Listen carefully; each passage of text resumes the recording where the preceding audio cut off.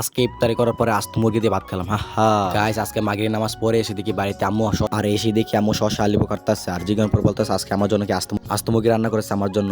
আর আমি মিশিপ খুলে দেখি সত্যি আমার জন্য আস্ত মুরগি রান্না করেছে। আমাকে বলে দিয়ে শুনুন বসে থাকার জন্য আর শসা আর লেবু কাটা হয়ে গেলে আমায় ডাক দিবে। আর এদিকে দেখি খরগোশটা আমার জন্য খেতে অপেক্ষা করে। আর এদিকে উনুরময় আসে দেখি আমার শসা লেবু কাটা হয়ে গেছে আর শসা লেবু কাটা হয়ে গেলে আমাকে বলতেছে বাদ বারে আর বাদ বারে দেওয়ার পর আমাকে বলতেছে যে কোনো দুইটা থেকে একটা বাঁচতে হবে আর যে কোনো দুইটা থেকে একটা বাঁচতে হবে, কারণ একটা হলো আমার একটা হলো ছোট বোনের। আর এই দুইটা মুরগি থেকে বড় একটা আস্ত মুরগি আমি বেছে নিয়েছি আর এদিকে বেছে নেওয়া হয়ে গেলে আর আম্মু আমাকে জল দিয়ে দিতেছে, শসা লেবু দিয়ে ফেলতেছে আর দেওয়া হয়ে গেলে আমি খুশি মনে আমার রুমে চলে এসেছি খাবারের জন্য।